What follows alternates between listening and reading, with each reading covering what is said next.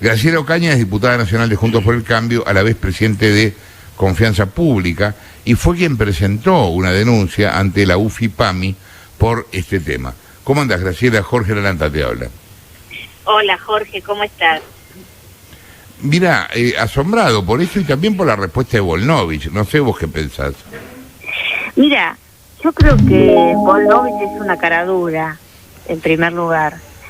Lo que ella tiene que responder es por qué le dio estos fondos a estos centros de jubilados, que no son centros históricos que trabajan con jubilados, sino que son centros de jubilados que crearon justamente a partir de que ella llegó al PAMI. Y lo que tiene que responder es por qué no le da a los más de 200 centros que hay en la ciudad de Buenos Aires, por ejemplo, un subsidio similar. ¿Por qué este subsidio, esta cifra, solo abarca a los centros de jubilados de la Cámpora o de estos supuestos centros de jubilados de la Cámpora? Muchos centros de jubilados han cerrado, Jorge, en este año y medio de la pandemia, porque no han podido tener actividades y porque los centros, en general, su principal ingreso, más allá de la ayuda que le puede dar el PAMI o los estados provinciales, en este caso la ciudad, se financian con las actividades que realizan y con los aportes de sus socios. Claro. Y al estar cerrados, muchos de ellos están dejando los locales que han tenido históricamente. Lo escandaloso es cómo se usa el PAMI para hacer política, y esto es lo que Luana Volnovich viene haciendo desde el minuto 1 de su gestión. Graciela. Echó a más de 500 trabajadores que habían ingresado en la época de Cambiemos, y tomó a más de 1.300 que son la mayor parte de ellos militantes, y no son ni médicos, ni asistentes sociales, ni enfermeros. Vos sabés que me llegó justo hoy a la mañana, bueno, un montón de correos que agradezco por otro lado por el comienzo del programa y tal, pero uno que dice, mira, le escribo por el programa de ayer, por el tema de centros jubilados. Dice, quería colaborar en el tema, bla, bla, bla. Por ejemplo, en el PAMI 3, donde están los dos centros fantasmas, el de Parque Chas y Devoto, en su momento eran locales de la Cámpora. Cerraron 6 centros de jubilados por no poder sostener los gastos. A profesores que en el 2019 ganaban 3.800 mangos, en 2020 y 2021 Luana se los bajó a 2.500. Y de ahí tienen que pagar monotributo, 2.500 mangos. O sea que de esa manera, perdóname Graciela, de esa manera van vaciando todo lo que no pueden conducir. En el barrio de Parque Chas hay varios centros alrededor del fantasma histórico, Club El Trébol, La Esperanza, Corazón Solidario, El Laberinto de Chas, Club Saber. En un momento explicaron que reciben 15.000, a lo que ese monto es trimestral, o sea que son 5.000 por mes, que apenas alcanza para impuestos solamente, y se sostienen haciendo, como vos decías, haciendo rifas o vendiendo comida, o con colaboración de los pobres jubilados para sostener el lugar genuino de encuentro. Nos pide que no digamos el nombre porque está laburando en uno de ellos. Bueno, lo hacemos. Pero es un poco lo que estás diciendo, ¿no? Es como que se van vaciando algunos y después hay preferencia por los de ellos. Así es. Y esto es lo que no puede pasar.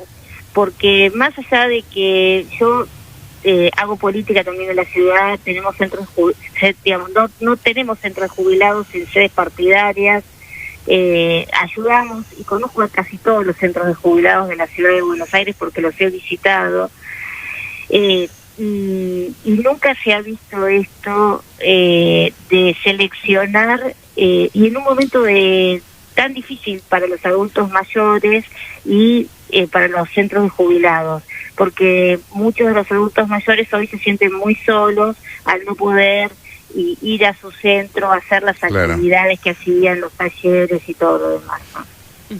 Graciela, ¿cómo estás? Jessica Bossi soy. En este caso de estos subsidios que se otorgaron, ¿tenían alguna afectación específica? ¿Hay algo que diga esta resolución de para qué? Y ahora que se constató que están cerrados, ¿qué va a pasar?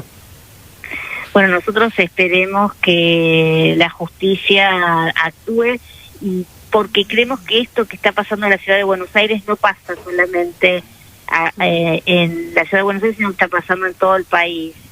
Lo que pasa es que para nosotros es mucho más difícil poder llevar adelante ese control.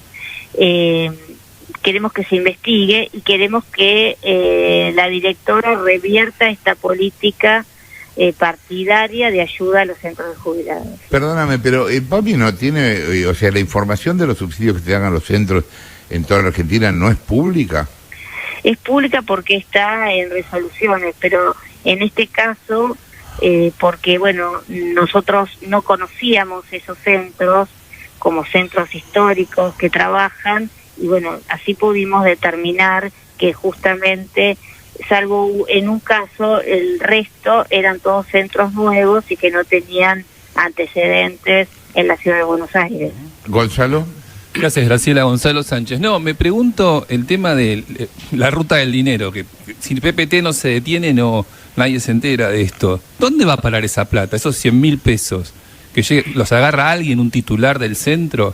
¿Se puede tirar de esa piola para saber si ahí hay alguien que está politizado o partidizado? Sí, yo creo que hay mucho para buscar, fundamentalmente a partir de dónde están los fondos, para qué lo invirtieron, pero claramente, Gonzalo, lo invirtieron para hacer política partidaria, no para hacer actividades con jubilados. Hay muchísimos centros que tienen una enorme cantidad de asociados, y seguramente estos centros no tienen prácticamente asociados. Claro, pero vos podés ir a buscar a Juan Pérez, el titular del centro de jubilado que recibió 100.000 pesos. Esa persona existe. La justicia y eso lo tiene que haber depositado en algún lugar, digamos, obvio, claro. Lógico. Claro. ¿Y tiene que rendir cuentas el centro, Graciela? No, ¿Tiene que no, porque son subsidios sin rendición. Ok. Son de apoyo. Ok. Martín. Buen día, ¿cómo estás? Graciela, la pregunta que te quería hacer, ¿el PAMI es transparente? ¿Uno puede mirar, digamos, públicamente cada una de las partidas que gasta, de las compras que hace? ¿Cuán transparente es la información? Porque da la sensación que, así como Jorge raspó un poquito y encontraron esto, digamos, si uno empieza a buscar este tipo de cosas o las compras como la que también se mostró unos minutos antes en PPT de mercadería, digamos, son moneda corriente, ¿no? Sí, así es, Martín, no es transparente, incluso no podemos saber, por ejemplo, cuál es la deuda que el PAMI tiene con prestadores, ni aún con acceso de información. Hoy, por ejemplo, el PAMI tiene una enorme deuda con médicos de cabecera, que nos llegan reclamos continuos, con muchas clínicas que en esta situación de pandemia además no cobran oportunamente. Vos sabés que en nuestra gestión nosotros publicábamos diariamente a quienes le pagábamos, y con un detalle exhaustivo que después tuvimos que cambiar porque bueno, nos dijeron que violábamos el acceso, el derecho que tenían las clínicas y la privacidad.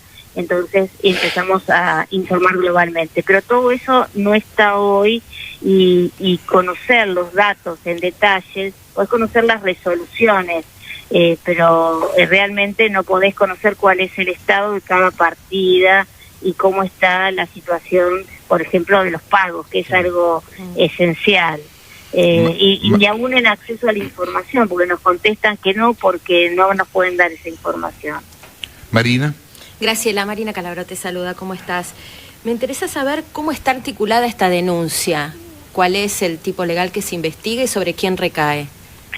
Nosotros pedimos una investigación preliminar, en este caso de la Fiscalía, que es la Fiscalía que está especializada en temas PAMI, que conoce todo el acceso y lo es más fácil de acceso a la información, para que haga la denuncia final. Pero para nosotros acá hay un incumplimiento de los deberes de funcionario público y administración fraudulenta. Perfecto.